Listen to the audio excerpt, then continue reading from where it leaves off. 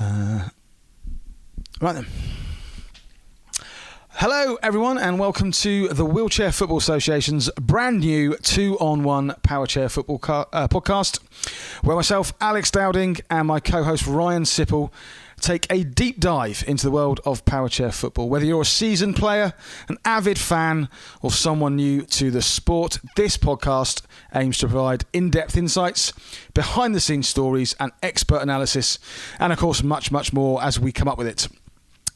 Over to Ryan Sipple. Yeah, Powerchair Football obviously is more than a game on the court.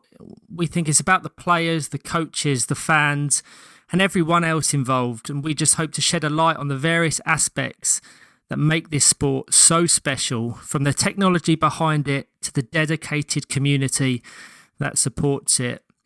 The title 2-on-1 obviously laden with significance within Powerchair Football. It also perfectly encapsulates the format of our podcast. Two passionate hosts coming together to engage in fascinating conversations with one insightful guest. And just to give you a steer of some of the episodes to expect, we want to delve into Beyond the Player, a deeper look into the journey of our Powerchair football players, their experiences, challenges and motivations, from unsung heroes to technology talks and regular updates from our National League. We hope this podcast is your go-to place to find out about the sport. Thank you, Ryan. There's a lot to live up to there, isn't there? So let's get on with our first episode. And I'm going to hand back to Ryan, I think. I'll let you introduce our first guest, and a very special one it is too.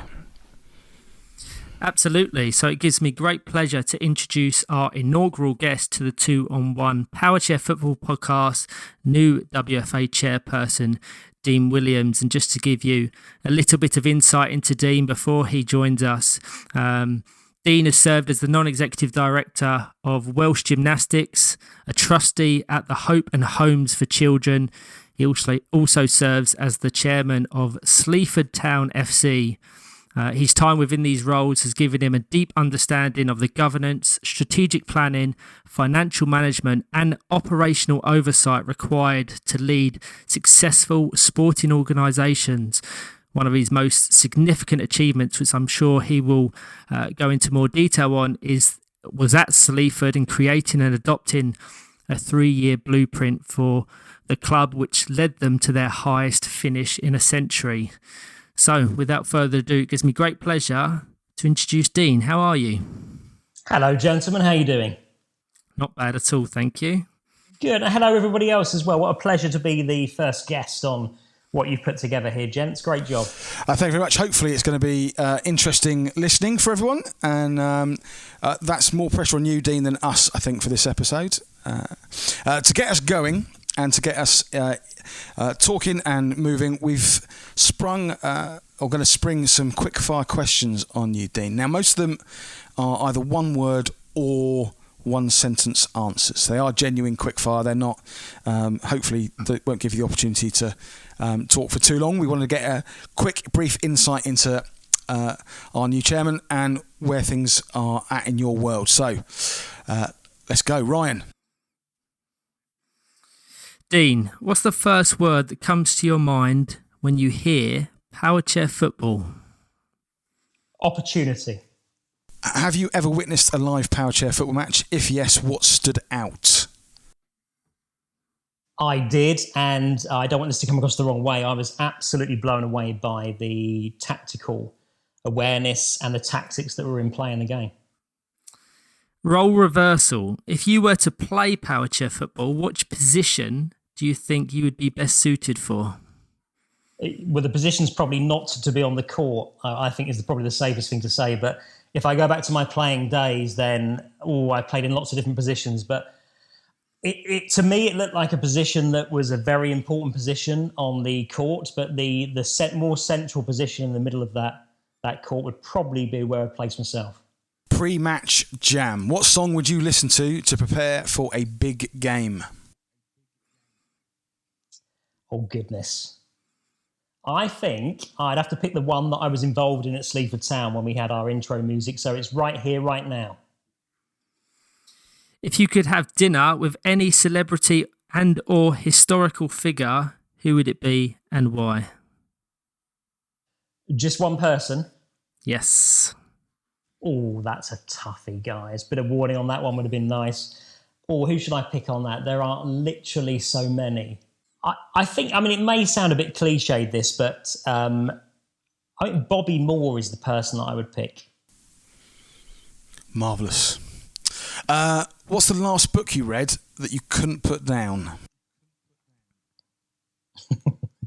I'm not sure this is a good thing to admit to. I'm quite an avid reader, but in terms of my profession, there's lots of books that I would generally engage with and read quite fully from cover to cover. So I think, which one are we going to go there? What's the last one that I actually read? The Language of Leaders is a book that I've read before, and that's a good one that I've read again quite recently. But actually, the work of Gary Keller and something called The One Thing, which has become a bestseller, is a book that I would hope to introduce some of that concept into the work that I do at the Wheelchair Football Association. Outside your professional life, what hobbies or activities do you immerse yourself within? Football is such a big interest of mine. So again, this will add to the flavour of football I'm involved in. You've already referenced, Ryan, the Sleaford Town Football Club engagement as well. My wife is not listening to this, but obviously I always like to spend time with my wife, and I'm quite a family man, even though my kids have all left home now. So 100% that would be up there as well. I do love to holiday. I tend to do some quite extravagant trips at times. So for my 50th birthday, it was last year, was a trip to Alaska, which was incredibly enjoyable. Don't know if they do Powerchair in Alaska. Can't imagine. I don't think they do yet. I like that's the optimism we want to hear about. It is. What's the one sporting event anywhere in the world you would love to witness live? Oh, there's a bit of a bucket list around certain different events. I'm a fan of sport. We talked about the connection with football. I think I'd have to say I'm fortunate enough to be going to the World Cup with Team England in Sydney. So that's fantastic. That would have always been something to go and support a national team and go to the World Cup. That's really important. I think also I love the idea. I'm a bit of a cricket fan as well, so I love the idea of accompanying the Barmy Army on a tour. That would be a very, very good thing to do. I've done that in the UK, but I think overseas that looks like a lot of fun to me. I think both Alex and myself would agree with the first part of your answer.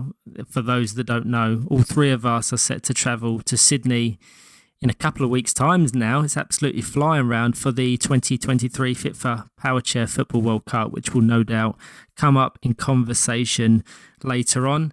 And for the final quickfire question, if you could have any sports personality collaborate with the WFA for a project, who would it be?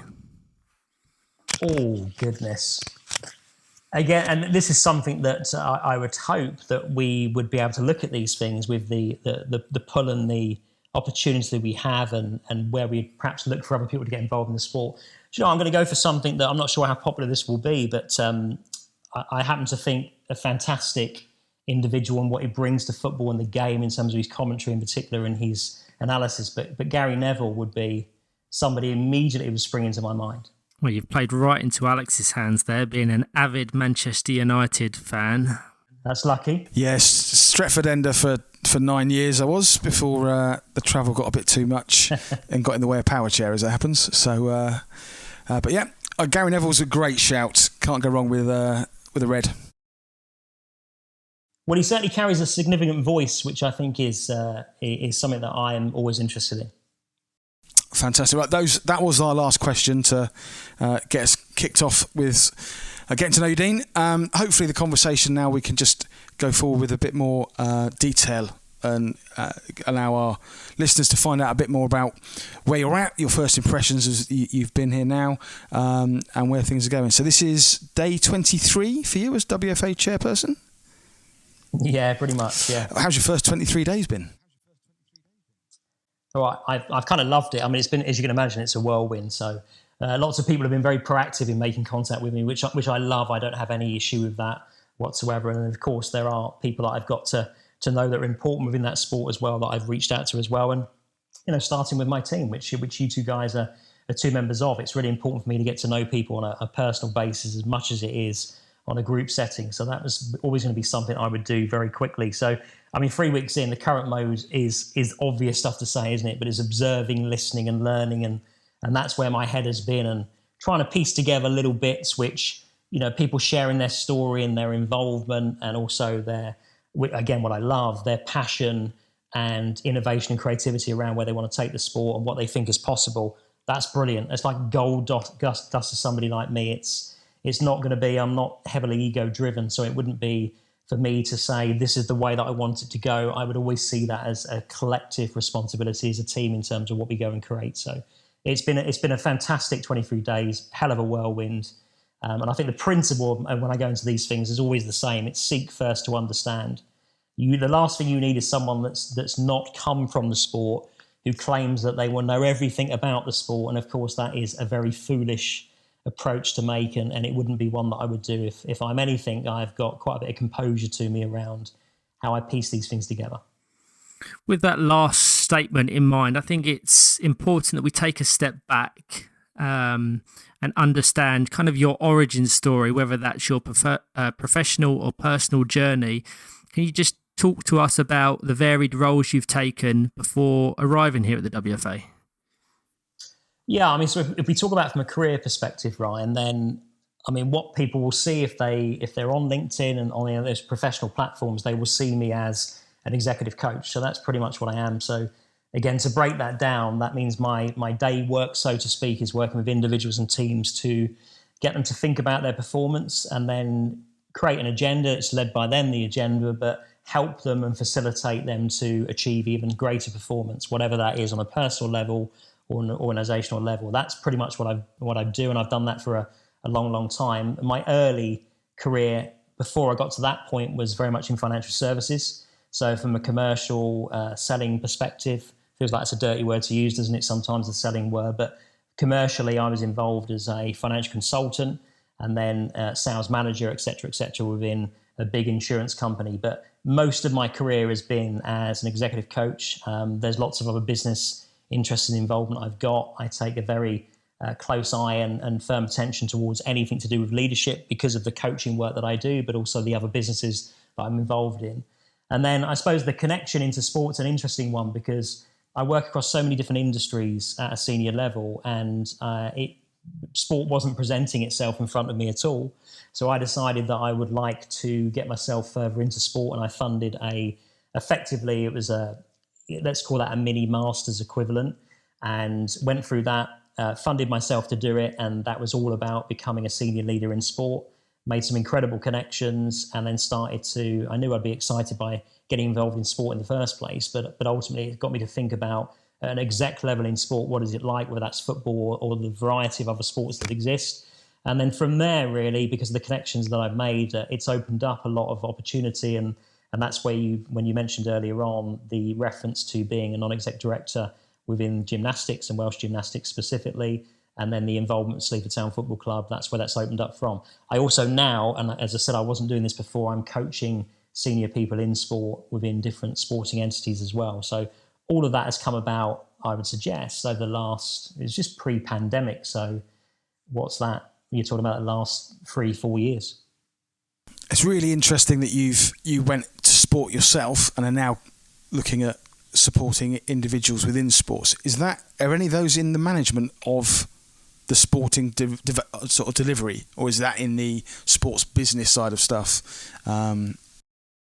It's in the sports business side of stuff. So of course, in my variety of roles, I'm close enough to what happens, whether that's in an arena, on a court, on a pitch, that kind of stuff. But a lot of my natural skill. So thinking about the role that I'm undertaking here, the reality is it's about leadership, it's about governance, and there are people that are far better versed than me to be able to do the things that they do on a court, on a pitch, in an arena.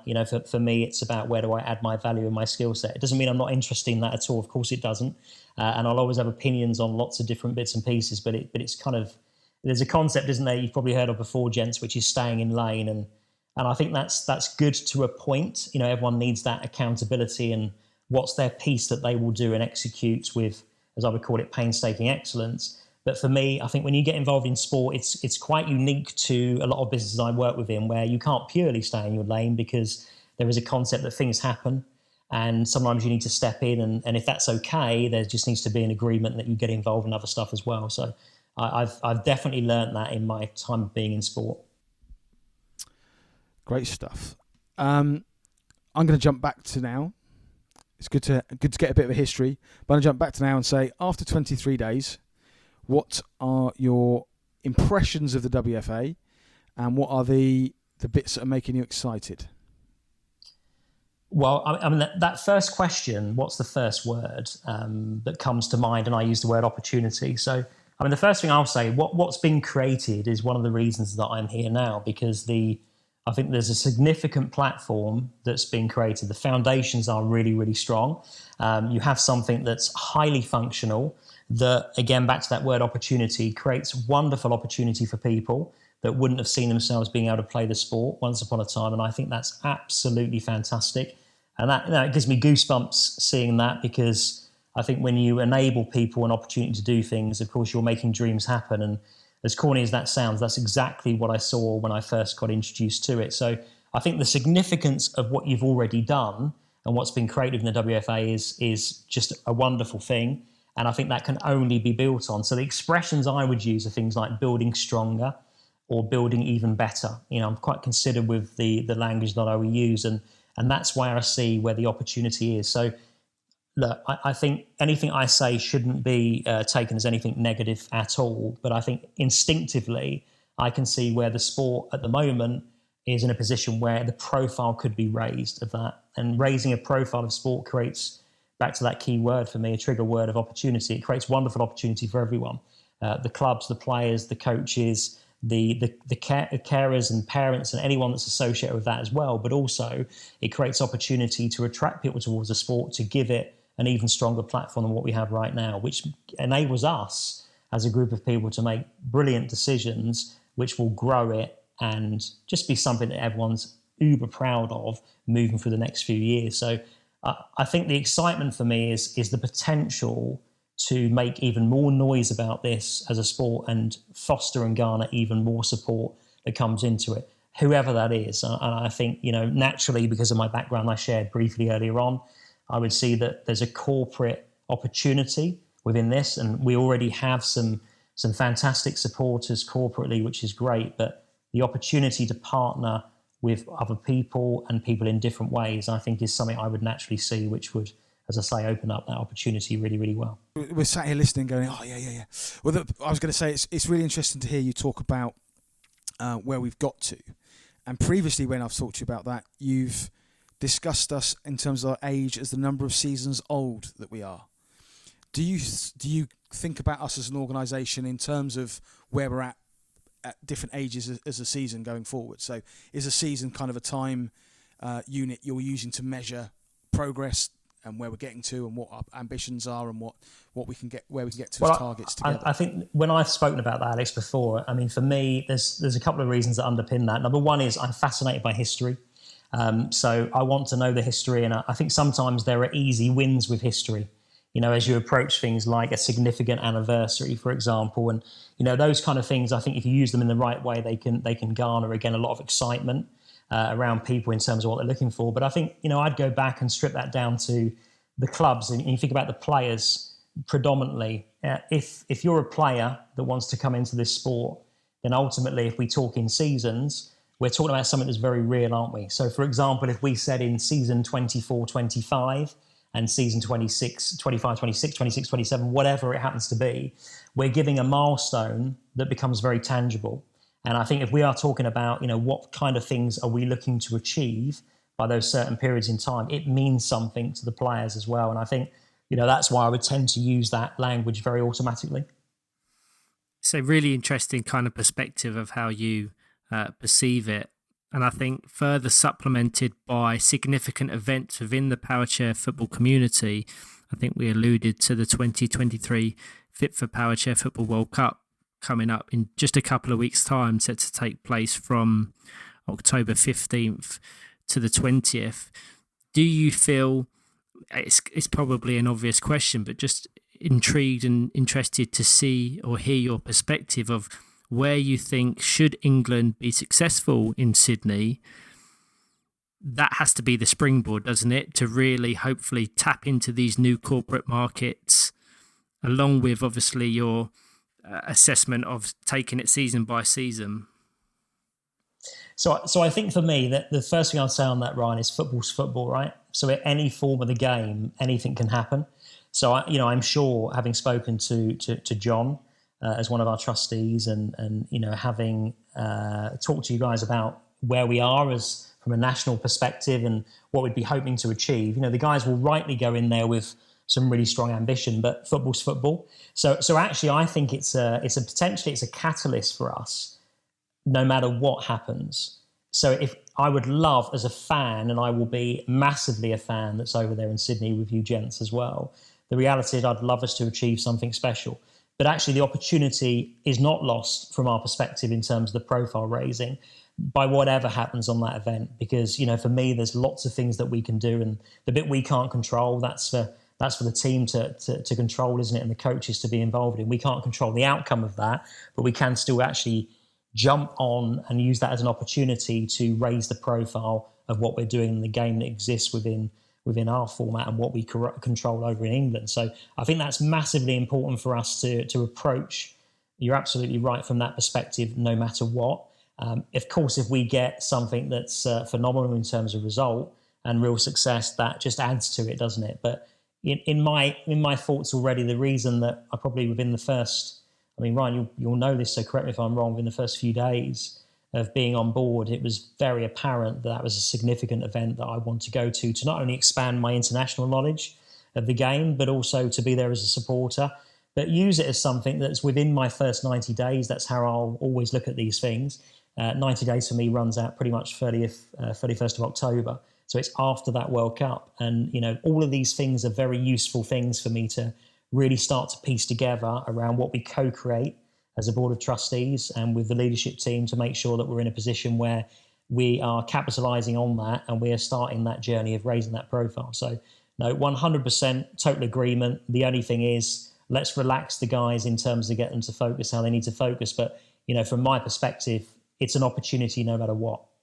No, we honestly cannot wait to get out to Sydney. And I think it's important that factor of irrelevant of how they perform, we can use it as that catalyst, as you put it. If we take the example of women's football, for instance, the significance of the Euros last year, yes, they came away and they won it so brilliantly, but you saw that impact it had across the nation. Likewise with the most recent Women's World Cup, which ended just a couple of days ago at the time we're recording this.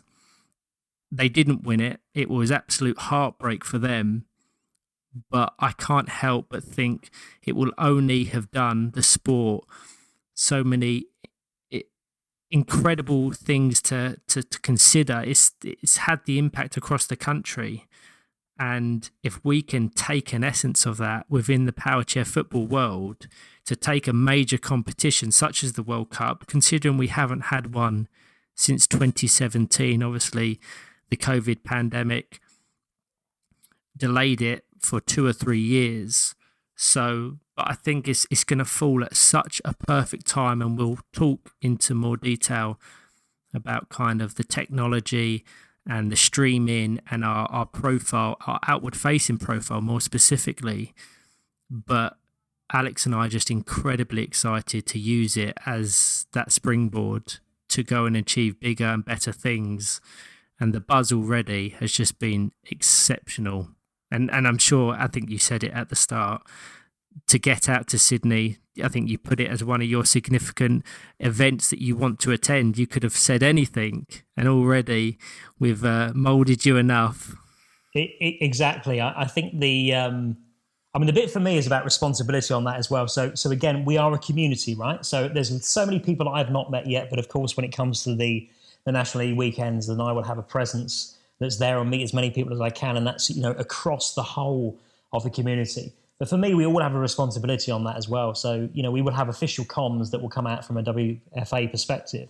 That's incredibly important. But if you think about it, look what's happened, and to reference the same example, Ryan, in the women's game, you can see that the women now, and absolutely rightly so, they've become household names. But they will all take that responsibility to tweet and narrate their story connected with that World Cup, which I think is brilliant. So what I'm hoping happens is it's not just about official comms, it's a noise that's created by the whole community.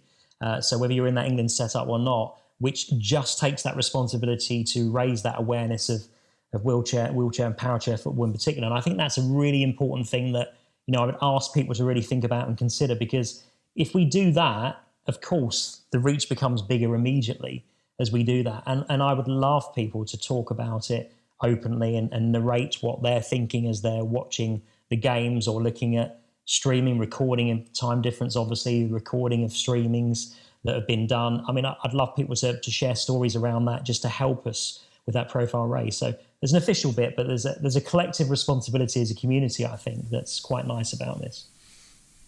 Certainly at previous international tournaments, we've had lots of interest in tournaments from back home. The time difference this time round, I think, will be the interesting one. So when we were in Finland, obviously, the last Euros, which England won, we had fantastic sort of contact back. It felt like people were involved in the tournament from back home. The time difference this time around, I think, is going to cause us to have a slight delay in some of that stuff. But I do think the buzz will happen. I do think there'll be a big noise created. And potentially we need to look at that time difference as getting our information out and getting a morning briefing for the UK for when people wake up about what's happened. But that's on me, Ryan, and now you, since you're going to be out there as part of our team, Dean. I look forward to that. That's great. So I just want to take a step back to look at Sleaford, because I think that will really help the community. And just touching on your point a few seconds ago of the word community is so integral to everything we do, and across this podcast, across our social media and outward facing content, the Powerchair Football community is kind of the trademarked term. But I think you've done a real amazing job from what I've seen from Sleaford's content and the atmosphere. You said you haven't been there for that long, and it's relatively speaking, but just from what I can see, there is a real feel-good factor and community feel around there. Do you want to just talk about that a little bit more and some of your achievements with Sleaford? Because I don't think you will give them the full credit they deserve and the impact that you've had there. Nice words, Ryan. I mean, Sleaford's really important to me. I think so when did I join there? I joined, this is my third season. It's my second as chairperson and also as majority shareholder as well. I think after the pandemic, when I wanted to get back into football, I had a brief spell before that in another non-league club, but it didn't last very long because as things like ownership changes, then situations change. But when I was involved in Sleaford, I joined with a good friend of mine, Nigel Wedgwood, and we had been together before in a previous stint that I just referred to. And ultimately, we took over a club that was really struggling. So a lot of clubs would have been struggling in grassroots football following the pandemic. So some funding would have been in place, which would have been gratefully received. But ultimately, if you're thinking about the product that you're offering, is really suffered as a result of that. And of course, you've got players that you may have had at one stage and all of a sudden they're not playing anymore and they've got a lot of choice, and some would have decided to leave the game, some were retired, whatever it is. So everything changed massively. And when we first met with the two people that are very instrumental, Brian Rowland and Jamie Shaw at Sleaford, they sit on the board still now, it became obvious that there was something about Sleaford in terms of the richness of the history, but also, again, back to that word that I love, which is probably coming across an awful lot on this podcast already, which is the word opportunity. It had the potential to grow and develop massively. It needed, I think, individuals and an effort for people to put a lot more focus into that. And I think one thing that I was able to do, which is I would call one of my strengths without any arrogance, is breathe optimism into something. And I think that was the starting point of it. You had perennial relegation strugglers. You would argue that saved by some curtailed seasons from going down to another level. And then ultimately you come in and you start to see the picture differently and you breathe optimism in. And I think when I first started to talk about that, it probably, some people have seen it, heard it all before, right? So here we go, another person comes in and has this magic dream and let's see what happens. But I mean, this is something I will do 100% at the WFA, but again, won't do it in solo. For me, it's kind of working out what are we trying to achieve, what's possible. And that's the optimistic part. And that, for some people, they would see that as dreaming. But then it's about going a step further than that, which again, I think is one of my qualities that I could bring into the work we do at the WFA, which is very much around having something that's a very defined roadmap that actually makes it not a dream, that actually proves that it is a reality. And then it's about people being committed towards that side of it. So, yeah, I mean, it may sound a bit boring that and non-exciting, but as I said when I was interviewed, there's a lot of non-exciting stuff that I do and naturally have it about me, which is around things like discipline and things like order and structure and sequence. It's what I would naturally bring into an awful lot of things. Think about my world of coaching and executives. It's all over the place in terms of what they're trying to achieve and dealing with some of the challenges. Immediately, I will be able to go into that space. So I do see things quite often very specifically around where improvements could be made. Other people rightly will correct me on stuff like that. If I don't know the full picture, that's fine. But, I'm in there to have an opinion and to show some leadership at the end of the day. So with Sleaford, very much that's what we started with. And that, as you said, was a 3-year blueprint, we called it, roadmap. And it had very defined targets. So on season 1, having not achieved it for some time, it's very much around we're not going to be in a relegation battle. And I think, even that, when we were looking at the fans and the community, the word used a few moments ago, which is really important to me, the reality is that I think they were in disbelief that would happen. And I remember a group of fans coming up to me and saying, Dean, what's happened? It's January and we're not in a fight for relegation. What on earth is going on? What's this witchcraft? And there is no witchcraft to it at all. It's just having a very defined plan. And there were some tough decisions that we had to make along the way of achieving that. But of course, if you set out to achieve something, and back to your point earlier on in the podcast, Alex, about seeing it in seasons, it was really important where we landed on that season. The next season we knew, and again, back to my reference point about using history and using landmarks and milestones, it was our 100th year of being in existence at Sleaford Town Football Club last season. And the commitment that I made was we will finish in the highest position we've ever finished in. And again, anything can happen in football, as I referenced a few moments ago with the England national team, going over to Sydney. But the reality is you've got to have an ambition and an aim. And we managed to achieve that. So anything above 6 would have done that. It was achieved. There were lots of records smashed last year, including first appearance in the semi-final of a cup, which was a disappointing end because, of course, we didn't get to the final, which is, I'm a winner at the end of the day. That didn't sit that comfortably with me, but it is what it is. And it's all about progress and not necessarily perfection straight away.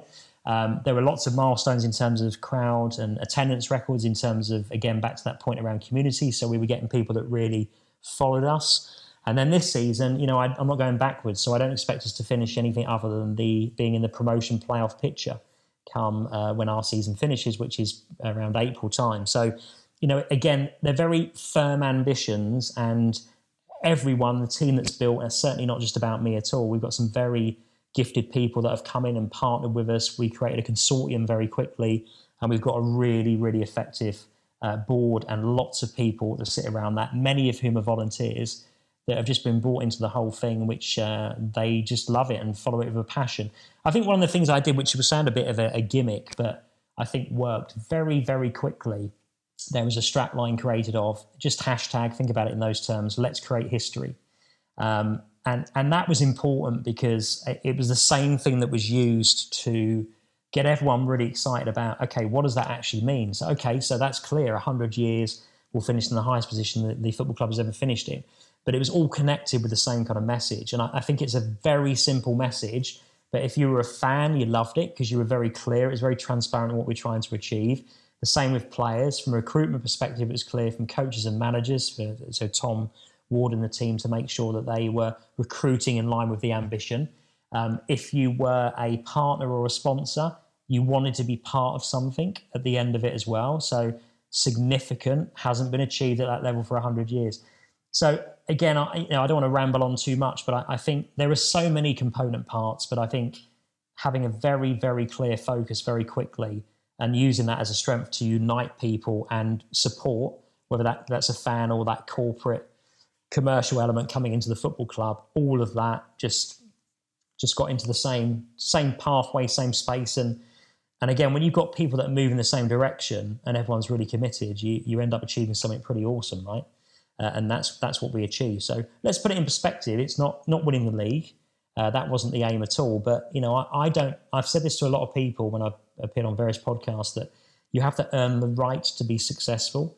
And I don't think there's any example I've seen about any sustainability that's created by someone just doing something big bang just overnight. I'm always very conscious about things like sustainability. So for me, there is a sequence, there is an order. And I think as whatever you do and whatever you get involved in, I think there's a maturity element as well. And everyone matures in line with that ambition you're following. And that takes a little bit of time. It's not an overnight thing. So whether that gets translated on this podcast to do not expect a great big bang, I'm not worried about that at all, because anything worth doing that's sustainable and going to put us in a really strong place is something really worth considering. And, there's a lot of really good people that have been involved in the WFA and very passionate, very caring individuals that have got great ideas. And I need to understand all of that, because the reality is it won't be for lack of effort or energy or creativity. I'll probably go back to the things that I would naturally bring into this, which is around defining focus and having a very clear roadmap. Very exciting to hear. Right, what's your thoughts on that? Well, my first thought is I can't wait for Sleaford Town PFC to be created in the near future. I'm trying to tackle Lincolnshire as one of my areas to establish provision. So, excited to see what we can do. Just on that, just a quick answer will suffice, but is there any impairment-specific opportunities through the banner of Sleaford Town? Yeah, there is. So we set up very quickly. We were working with Links FA, who were great. And all of this is got to be done in conjunction with what facilities do you have. You guys will know that better than an awful lot of people. But we set up cerebral palsy football. So to bring that in for children was amazing. And, again, the bit you don't necessarily see when you engage with Sleaford Town First Team is the whole community that sits behind that. And that effectively those sessions are run by the two guys that control the junior setup, which is a number of clubs, and of course that will fall under their jurisdiction. So again, I'll name them. That's Jay and Neil, who are just fantastic people who will then coach and look after and show a lot of care towards the kids. But we take those kind of things really seriously. So things like there've been mascots at first team games, and just to see their faces and that whole involvement, that's a wonderful thing. In truth, we would like to expand the offering at Sleaford Town to bring in a lot of different disability groups that can play the game that we know so many people love. But again, that will be down to facilities and having people that can provide the care that people need, and not just rushing again, just blasting through stuff and saying, we can do this, we can do that. I'm quite careful about the consideration of what needs to be in place. And well, let's just use that word. For me, that's safeguarding. That's another interesting part of your history, actually, safeguarding. I know you got involved with Welsh Gymnastics at a time that was quite challenging for them. Could you talk a little bit about your experience there and how that shaped your view of governance of sport, or impacted your view in terms of governance of sport? Yeah, I mean, that, if for people who don't know about that, so there is there's probably quite a significant program that's on Netflix called Athlete A. And effectively, I watched the program, and it's a difficult watch. So what it did across American sport of gymnastics, it highlighted some of the issues that are very apparent over there, which even my language doesn't really do that justice. So apologies around that. But of course, what that sparked is, and rightly so, it sparked an independent review of gymnastics, and that wasn't just about over in the UK in terms of looking at British gymnastics. That was across so many other countries as well. And one of the things that we decided to do at Welsh Gymnastics was to do our own review in terms of, what kind of things are we experiencing? And if you're an athlete or gymnast within the sport, is there things that we need to be aware of? Are there the appropriate checks and processes in place and care and safeguarding in place to make sure that we're not making this a vulnerable sport for anyone that takes part in it? So, for me to be on the board at that stage, Alex, that's quite a harrowing thing to get involved in, and it's an eye-opener. But of course, you join these things for a reason, right? So for me, I came with no gymnastics background at all, but a love of sport. And, particularly for younger people that get into sport, absolutely 100% they should have no other expectation than, if you're a parent, you're a carer, you're that child, you've got to be protected and you've got to feel really, really safe. And, doing things like that when we uncovered and looked at the report, the independent review that came out, which was known as the White Review, then ultimately that was really important for us to take that extremely seriously. Of course we would. As a great board, we would do those things. And then it's about putting forward an implementation plan. So if there are any areas that we felt that could be improved, then we were all over that. And that, that operates at the highest level, right? So again, when I had my interview with you lovely people, it was very much a question that was asked in terms of standards of governance, understanding of governance, and how you see governance and why it's so important. These are the right questions to be asking someone like me coming into this kind of position. So that's a really important thing, 100% a really, really important thing. So yeah, I think the whole experience of that made me probably understand governance a little bit more and the importance of it. I think that's really important to consider, certainly within the context of Powerchair Football. And for all of those that don't know, that maybe are tuning in to understand what Powerchair Football is, it's safeguarding is such a key consideration for the sport, being open age, open gender, open disability. And I'm sure as you progress in your role as chairperson, you will establish that relationship with clubs, with county FAs, and more importantly, the Football Association, because they have rules that kind of govern safeguarding within the sport.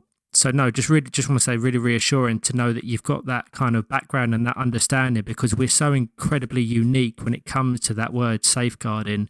Whereas for some that work within safeguarding specifically, it could be seen as a bit of a headache, because not often do you have 8, 9, 10-year-olds competing with 40, 50-year-olds on the same team.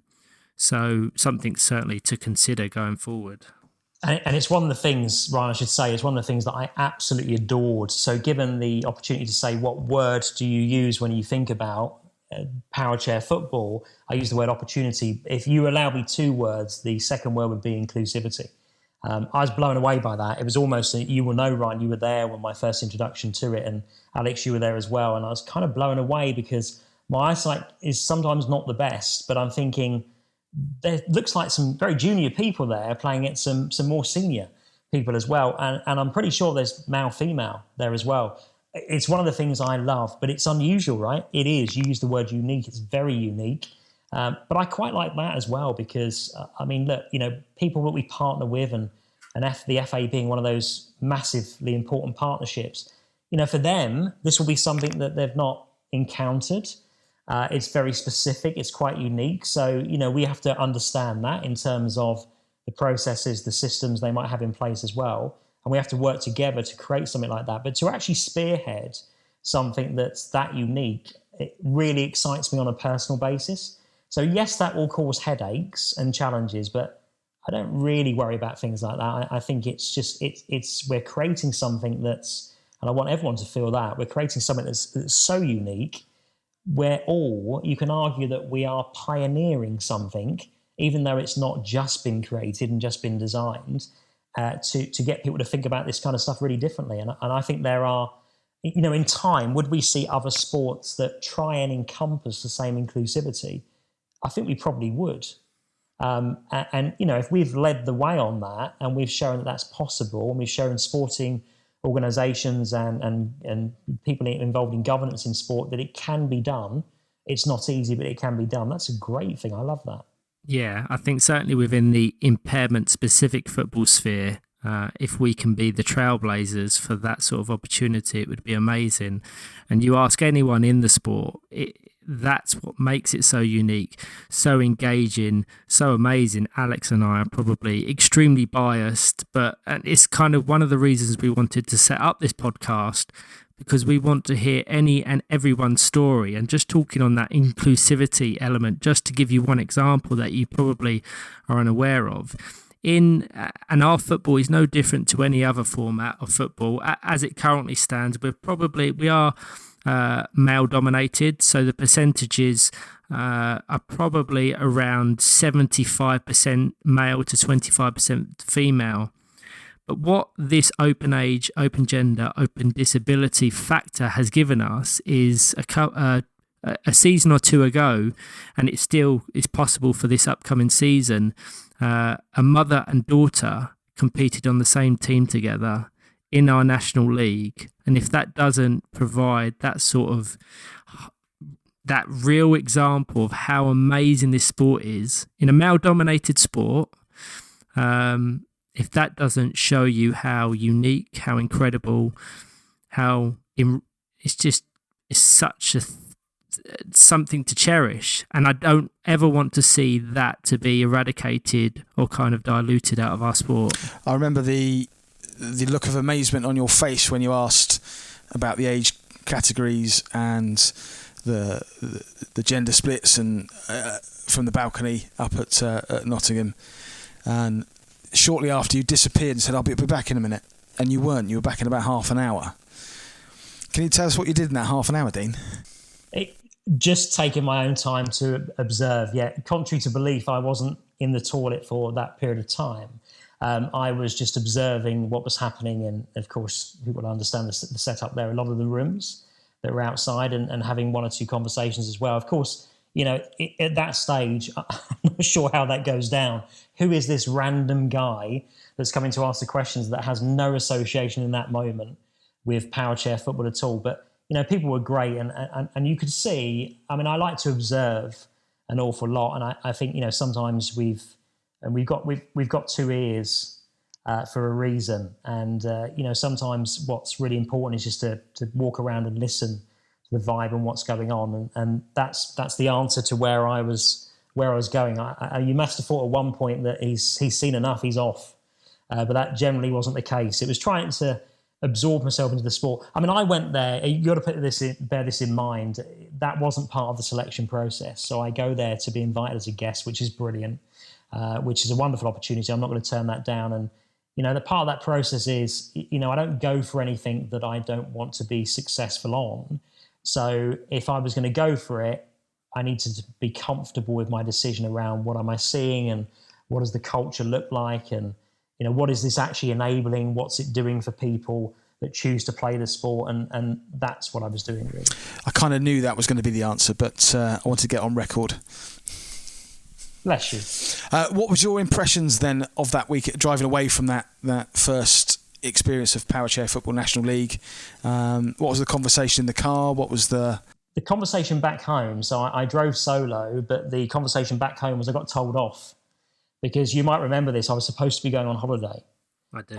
And there were a few people nudging me saying, "Dean, I thought you had a hard stop." And actually, I found it very difficult to leave what I was doing. That's not a reflection on my wife and how much I adore her. It is a reflection on how caught up and how engaged I was with the whole event. And it's very difficult, I think, to tear myself away from that. And, so coming home, there was a beaming smile. There was then the reality of I've got to face the good Mrs. W in terms of being slightly late, but she's, that makes her sound awful, she's a wonderful woman and was fantastic. And of course, she's always, whatever I've done, she's always been a huge support of me. So she gets it, and she knows where my passion lies on lots of things that I get involved in. So I think we then drove to Norfolk, and that's pretty much from where we live, just outside of Grantham. That's a 2-hour journey. I don't think I stopped talking about the whole thing, trying to explain it the best I can. When you see something for the first time, I think I've spoken to you gents since, and even the title of the podcast, 2 on 1. You were trying to explain lots of things to me on that day. I mean, again, you're just trying to pick up as much as you possibly can, but I think I'm pretty much there. Don't test me on this, for goodness sake, but I think I'm pretty much there now on the rules. It all comes with practice and observing, and the more that you're integrated within the community, the more you come to our National League games, our WFA Cup games, certainly the World Cup out in Sydney, you'll be an expert before you know it. And I fully expect us to be commentating together on some of the games for this upcoming season. I love the sound of that. So we're certainly going to get you on for some half-time chats. Yeah, of course. Commentary is an element that we've added to our streams and our setup recently, and it's just worked absolute wonders in connecting the visual impact to the viewing audience. So there's no escaping now. Get the rule book out if you have to. But I don't mind that. And please, for anyone that's listening to this, then forgive me for my ignorance if I slip into something that's not even a rule and don't have that awareness. But no, I'd love to do that. For starters, Dean, just putting just let you know they're laws. They're not rules. If you speak to the head referee and say rules, they'll get angry. Okay. So am I going to get in trouble with Jeff now? Yep.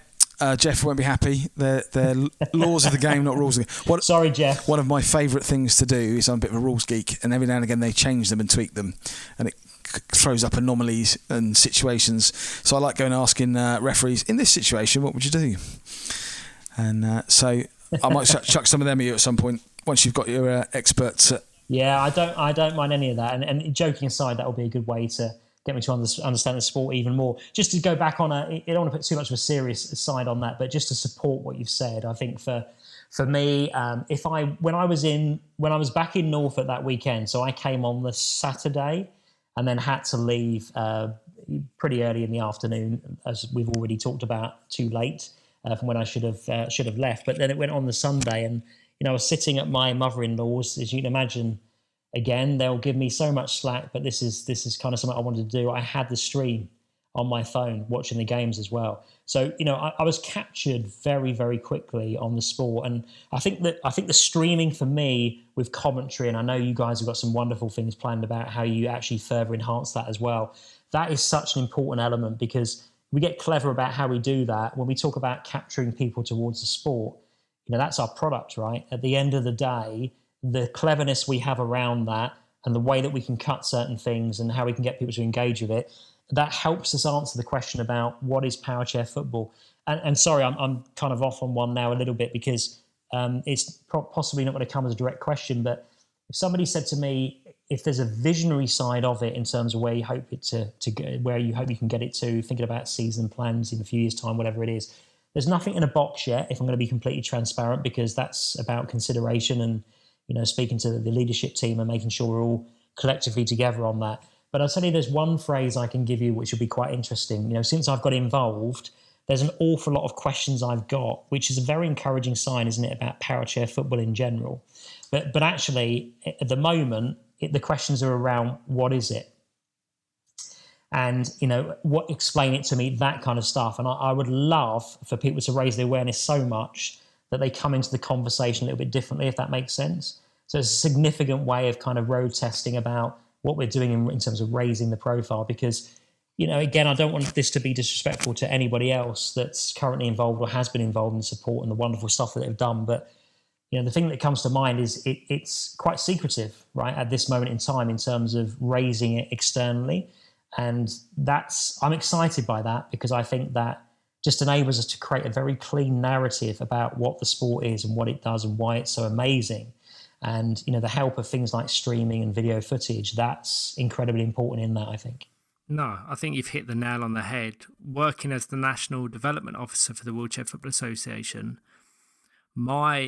predominantly when I engage in conversations with people within football, outside of football, we start the conversation with that education piece. Oh, I work within Powerchair football. What's Powerchair football? So that's the arc you have to go on. But the first thing I say to anyone, and I think I said it to you, Dean, when I tried to get you down to watch, is just come and watch a game. Whether you can watch it across our streams, you can watch it in person. As soon as you watch it, you are hooked. And I haven't met a single person that hasn't come to a Powerchair football event and not been kind of captivated by the impact This is a sport made up of individuals and players with high levels of physical impairments that are reliant on parents and carers for a lot of their day-to-day lives.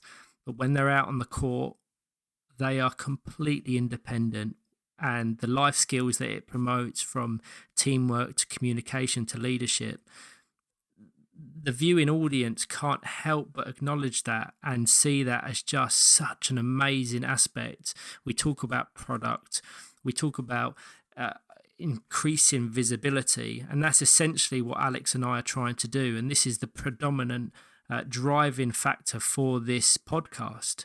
Is we want to get some individuals on, whether they're players, whether they're executive members, whether they're, as we said from the start, unsung heroes within the community, and much, much more.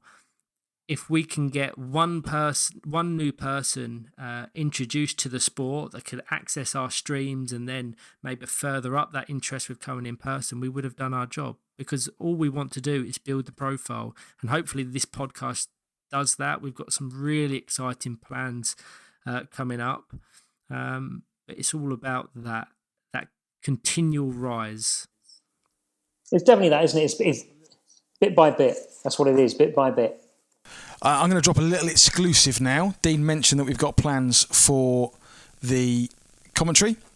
We've secured some extra funding, so we're getting the dates organised as quickly as we can. We've got some commentary training is going to be happening, and players are going to be able to apply.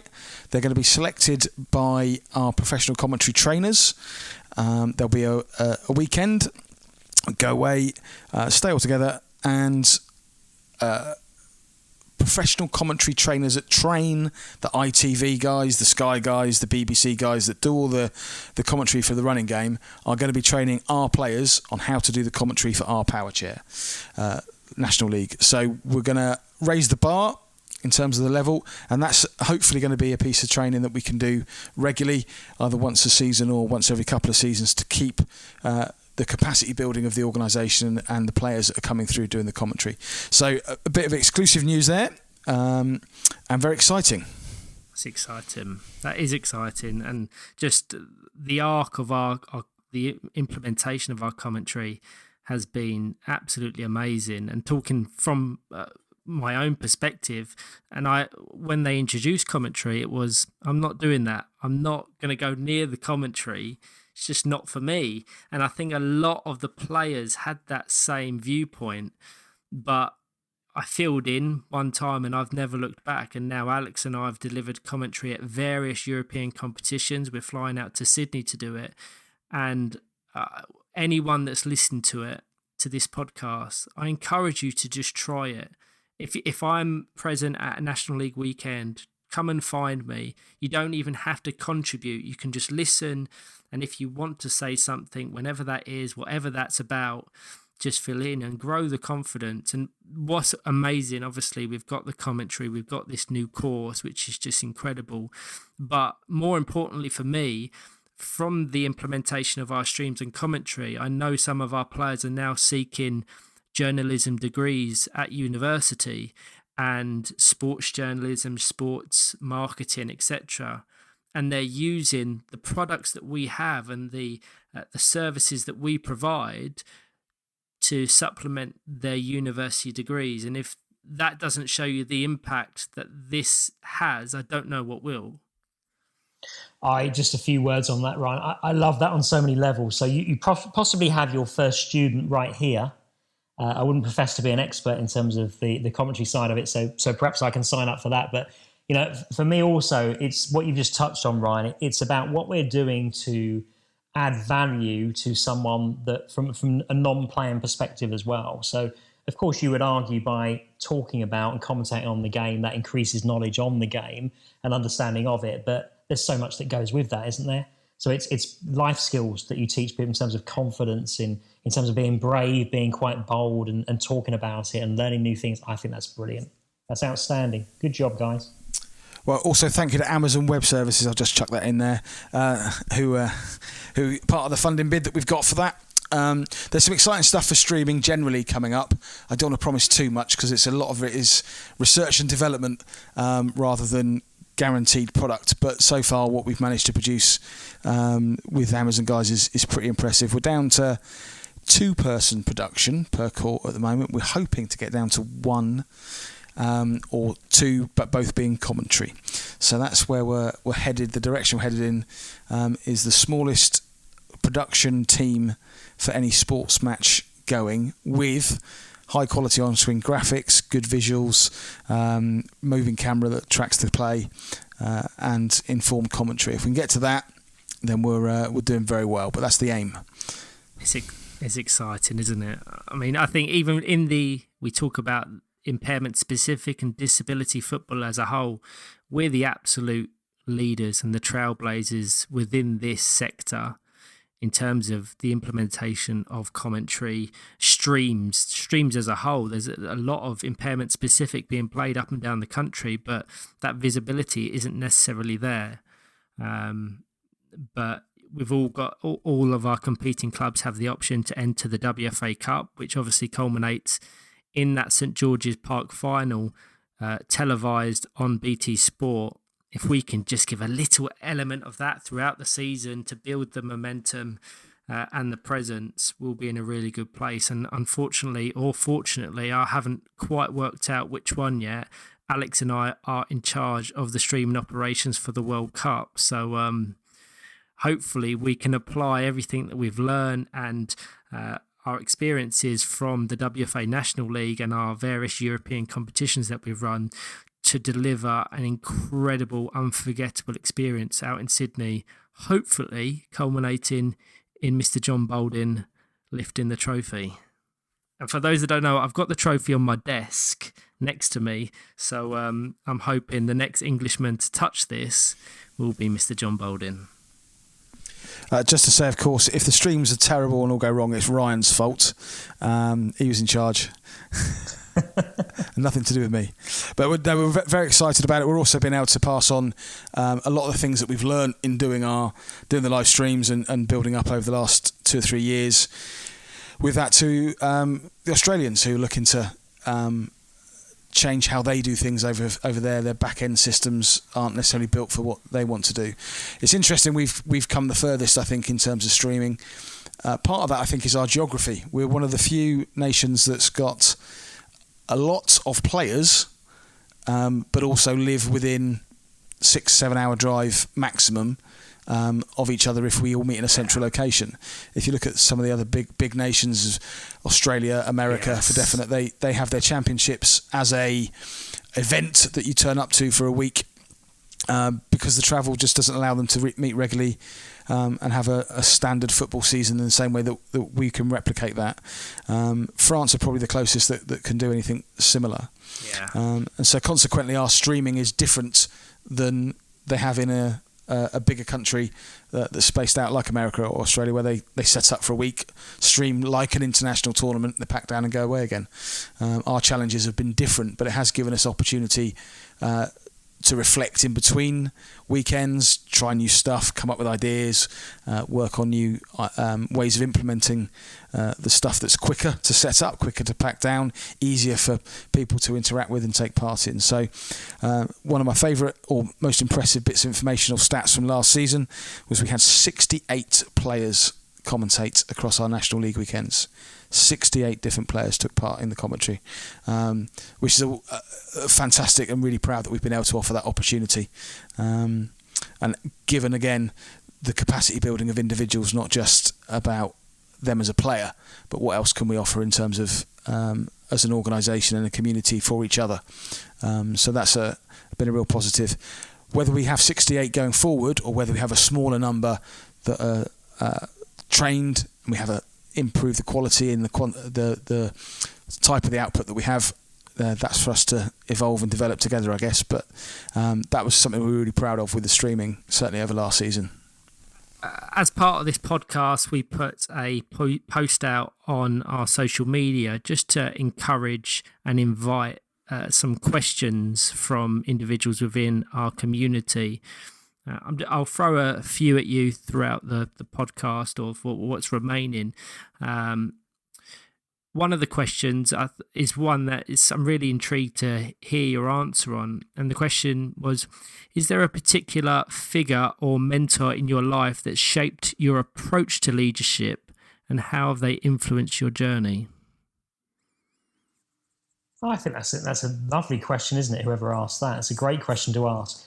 I think based on what I said earlier on about being fairly well read in terms of leadership circles, you could argue there's lots of people that I get the fortune of working with, whether that's the chairman, a chief executive officer, another senior individual within a business, where I would take some learning, whereas they take learning from me, I would take learning from them about how they do certain things.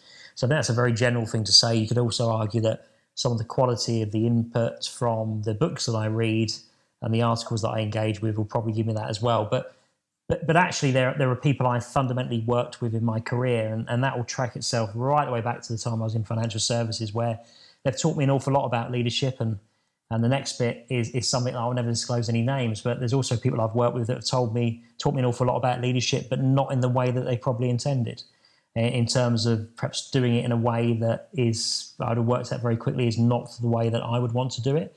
So I think when you look at things like that, there probably are lots of people. The person I would say that influenced my career massively is not a wholesale name at all. It's an individual called Richard Mote. And Richard and I the last time I spoke to Richard, he was living across in New Zealand, but I think he's since come back to the UK. But Richard was a fantastic guy about getting me to understand my next career move when I left Prudential Assurance Company, the insurance company I alluded to earlier on. And he was superb and instrumental about getting me to understand lots of different aspects of the next move in my career. But then because I was going into specifically a leadership field, he taught me an awful lot. So I think Richard Mote, not a household name, but someone I have an awful lot of time for. Beyond that, you're talking about people that you see in every walk of life, where you just look at their leadership skill and their style and you think, actually, there's something I can learn from that. But, equally for me, that's chief executives and chairman of organizations that I'm involved in, as much as it is people you would pick up as headline figures when we listen to things like commentary and the way that people engage with the media and how they clearly lead teams. Just so many people in that space. I'd learned bits from so many different people. What's your favourite podcast? Well, with the exception of this one, there's a podcast that I listen to very specific to the role that I play in Sleaford, and it's a podcast called Grassroots Plus. And as the title would suggest, it's completely dedicated towards the grassroots game. I've been a guest on there on a couple of occasions, but when I was walking into grassroots football for the first time, it's, again, and we use the word community, it's got a certain feel to it, and there was an awful lot I didn't know about it. And even before I was a guest, just listening to two gentlemen, Mick and Dave as they're called, just talking about and chewing the cud around grassroots football and what's going on locally and what's happening within the confines of grassroots football in general. I found that fascinating, and it heightened my education massively. And that's still a podcast that when it comes out, I feel like I'm plugging this for them now. When it comes out every Friday night, it's something I will always go to and listen to. It helps the fact that they talk about Sleaford Town, of course, but the reality is it's something that I would always learn oodles from in terms of the guests that they have on there. So I think that's probably, if you look at my list of most listened to podcasts, again, these are things that you wouldn't expect to hear me say, right? You'd expect that to be a very defined leadership character, but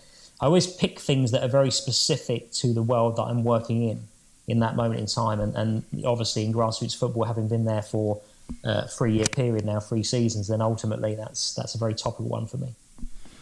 Interesting. A question that came up on a number of occasions, worded in varied ways, but the core of it all the same nonetheless, is members within our community wanted to understand on how you plan on ensuring their feedback, ideas from the players, fans and other stakeholders is heard and also acted upon during your tenure. So, that's a great one, isn't it? So I would start with a very firm expectation that anyone that's in a leadership position, exec position at the at the association is someone that has a good understanding about the temperature check. So it's always an interesting thing when I go into work with businesses and I ask the question about, so let's think about the people and the culture and what would they tell me? And if there's a blank that's drawn on that, the only thing that suggests to me is that the exec team are nowhere near close enough to actually what's happening out there. And, it's one of those things with standards. I would be in time, and people need to give me that opportunity, but in time I'd be mortified if an accusation was made that I'm just completely cut off from the reality of the situation, because I would pride myself in getting to understand it, the people, the different players, the involvement in it, what people are actually doing, the challenges that we have, the environment that's the real environment. I'd be mortified if somebody said that I didn't understand that, but it will take time to pick those things up. So in the meantime, the reality is I'm expecting people that are really important to the future of the organisation to be very understanding where that temperature check is. Of course, I have an opportunity to sense check that, because I will ask the naive, dumb questions and will get lost when I'm not going to the loo for half an hour and talk to people about what's the reality of the situation. And of course, if you're observing things, I would expect that I'll be observing people having a few grievances and difficulties and issues with some of the things that are happening.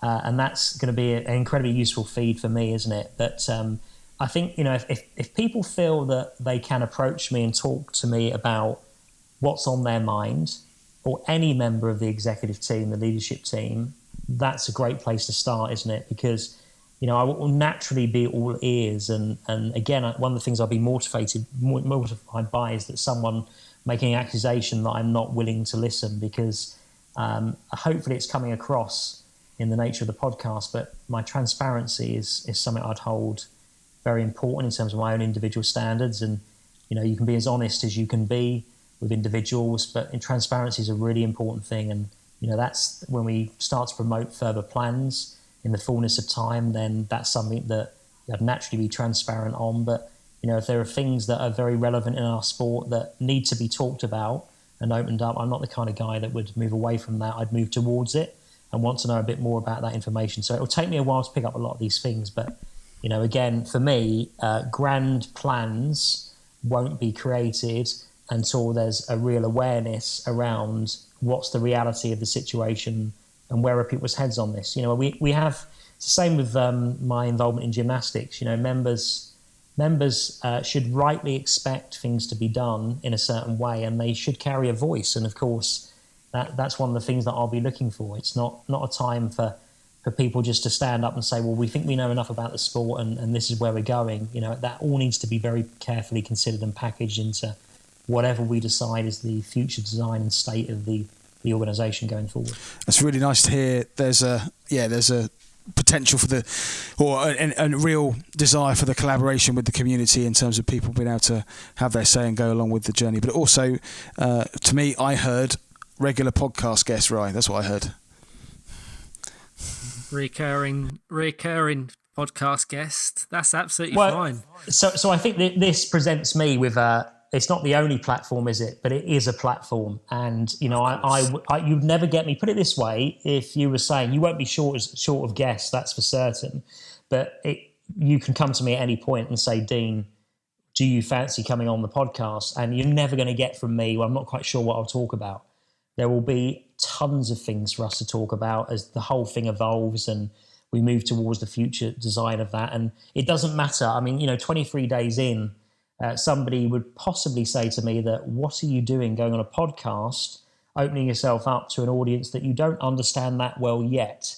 But for me, that's irrelevant, absolutely irrelevant. Ask for forgiveness around some of, perhaps if it's terminology or it's a lack of understanding around certain aspects within the sport. But I don't worry about any of that. I think the reality is that, people will forgive me for that side of it, but they want to hear from me as an individual and as a character. And, I'm well aware that when I first joined on the 1st of August, Ryan, with your wonderful care and creativity, again, we put out a short video of me, but the video probably lasted, a minute, and that's it. And, that's not about me, this thing then going in silence and just head down doing things. There's been a lot of that going on, but I'm always keen to talk quite openly. So for me, I will never refuse these kind of opportunities. Whatever stage we're at, it doesn't matter where we are. Well, the good news is I don't think you've got any terminology wrong yet either, Dean. Certainly not on the podcast. So, well, that's reassuring. I think. Well, no, Jeff would disagree with that. Obviously, yeah, but the referees are always wrong, aren't they? On that point, Dean, I think you deserve full credit because you was kind of one of the key driving factors around us creating this podcast, and you were the one wanting to have that forum and that platform to explain your experiences, both within your personal and professional careers. And I think Alex and I felt, as well as others at the exec, we have a responsibility to introduce you in the best way possible, in an informal way. And how we've planned this, just for all of those that are unaware, we hope that this podcast will be released on Friday, the 1st of September, just on the eve of our National League Premiership Game Week 1 kicking off at the Lee Westwood Sports Centre, situated within Nottingham Trent University's Clifton campus, for which Dean will be present for any and everyone linked or tied to the Premiership to come and meet you in person. So hopefully this podcast gets listened to, and people within the Premiership and also the Championship the following week and after that can come and meet you in person, because we've been absolutely blown away with your initial 23 days. And if this is a representation of what the future holds, it's incredibly exciting. So we just want to shout from the rooftops about you, your experiences, and kind of how clear your vision is going forward. And that's lovely words. Thank you, gents. Thank you, Ryan. I think one request from me, again, I don't want to be someone that's just I want to enjoy the sport when I'm at the National League weekends. Of course, I'm going to be there as a fan of the sport, but people should feel that they can approach me and don't feel awkward about that at all. So, again, I may not be a familiar face for a while, but actually, with the benefit of people like Ryan and Alex, the reality is they'll let you know who I am and come and talk to me. I've got one request though: don't call me a chairperson, just call me Dean. That will do nicely. That's fine. It's a kind of thing that happens around Sleaford as well. It's not about anything like that at all. Just call me Dean, get to know me on a personal level, and then just talk to me, as I will do with you guys as well. You're 23 days in now. I've got to start calling you boss. Yeah, the same for me as chairperson, that one. Just go with Dean, that's fine. There is one... Dean, and the occasional blue love heart is also fine, Ryan. Sounds good. There is one other very important thing we'll have to do at Nationals, of course, and that is get you in a chair, an actual power chair. Oh goodness! I can't be responsible for any damage that is incurred by me doing. As long as you're happy to accept any damage to yourself that you incur doing that, I think we'll be able to cope with that. I would love to do that. I'm predicting that I would not be anywhere near as talented as the players that we have. I think that's for certain. Having played football myself to a relatively decent level, it's been a long time since I played. But no, I'm desperate to do that because one of the things, a little snippet from where my head goes on this, I think there'll be lots of people that would actually quite like to get in a chair and try the sport out. And it's something, based on my background in terms of my commercial thinking as well. There's a lot of things in the corporate world, like listeners will be familiar with this, of course, as a concept, team days and team building days. And, a lot of stuff has been done time and time again, and people are looking for things that are fresh and different. And of course, I'm not making promises because I have no idea how that would go down. But that's something always in one of my quirky ideas is, could something like this be something that we could use to raise the profile of the sport, particularly with corporates of a certain size as well. But ultimately, would they enjoy that? Because they can experience themselves, male, female, different ages. They can experience the inclusivity that runs with the sport. I think that would be a great deal of fun. Something we did last year, I think Alex is I'm just about to beat Alex to it, is we delivered an event down in Gloucestershire called the WFA Partners Cup, which is essentially exactly what you're talking about. We had organisations that we are heavily tied to, Amazon Web Services. we had Dewson, we had the FA, we had a number, and then prospective organisations, ones that we want to introduce to the sport and show them what we're all about. And just to go back a sec, I said to you earlier about getting people to watch the sport to really gain that appreciation. I promise you, when you get in a chair, particularly a Strikeforce chair, that appreciation will be times by 10, because the dexterity, the delicacy you need to control something that is incredibly fast will only serve in heightening your appreciation and your amazement at how talented our individuals are. You see how delicate they are with their movements, whether it's passing, shooting, deflecting, blocking, the list goes on and on. When you get in a chair and you try it out properly, you will be blown away, even more so than you already are. And listen, they make it look so easy. They do. I think the thing that people realise about me is I make it look very difficult. What you never want to do is put me in a power chair and then promote that as quality within the sport. That would kill us. Well, the Partners Cup. Let's never do that. The Partners Cup had a similar standard from some of our partners that took part. But what we did, we did it in a slightly different way than a team day specifically. I think we'd structure a team day for an individual corporate slightly differently. But we had members of staff from the various partner organisations, and they joined in with Powerchair players that we from our national league. Nice. Some from the Championship, some from the Premiership, and together they made a squad up, and they took part in the game. But crucially, we also streamed it. The reason we streamed it was we then were able to have commentary, and so we had players there commentating, as well as some of the guests. Our partners came in and did guest slots on commentary, and in the room itself, we had silent disco headsets. So all the other teams could put the headsets on and listen to the commentary, and they learned a load about the game from that. And by game 2, there were people playing with the headsets on, listening to the commentators on what they should be doing, and there was some coaching going on.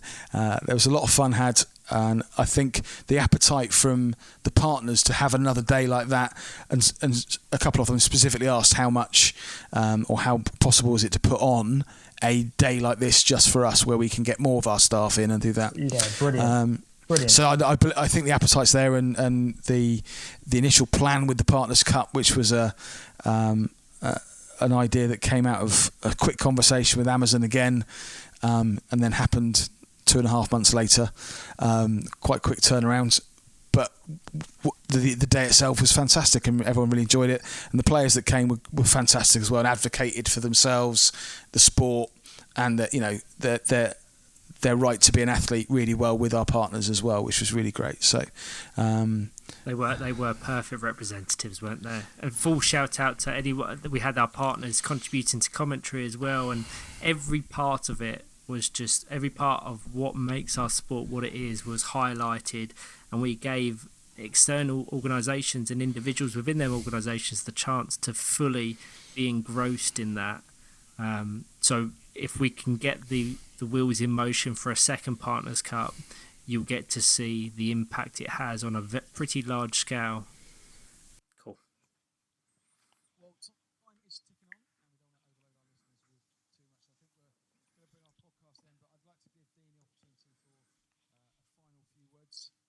The season starts tomorrow. How exciting is that? So, I mean, the thing to say, well, thank you first of all, foremost, gents, for giving me the platform and opportunity to speak to you on the opening podcast, which is great. But yeah, I mean, for me, the right place to end is a good luck message to all the clubs, players, coaches, parents, carers as they go into the season. So I'm so much looking forward to seeing people and getting to know people a little bit better. But of course, I'm predominantly going to be there as a fan as well. So I'm looking forward to seeing some very exciting football as we go for the coming months. Well, on that note, I just want to say thank you very much, Dean, for being the first ever guest on the 2-on-1 Powerchair Football Podcast. As we said a few moments ago, hopefully the first of many appearances. But just from me, I just want to say a huge thank you to the community as a whole. The interactions and the positivity around Alex and I introducing this podcast has been beyond encouraging. And we opened up a kind of a platform for individuals to submit ideas for content and directions they want to see it to go in. And some of them questions and them formats and episodes that they've suggested are really exciting. So looking forward to getting this going in the short-term future. But thank you, Dean. Thank you, Alex. And thank you, Ryan.